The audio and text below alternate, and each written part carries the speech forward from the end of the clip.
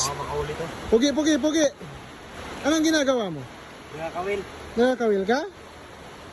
Gakawil ka ng ano? Pating. Pating? Oo.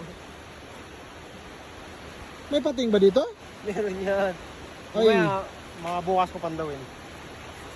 Dito muna to. Hindi na tinuro rin.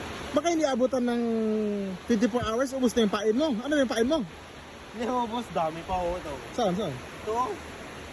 Ay. Fresh! Ano yan? Ano? Sak ba yan? Sak medyas. Hindi to medyas. Ano yan? Sapin sapato.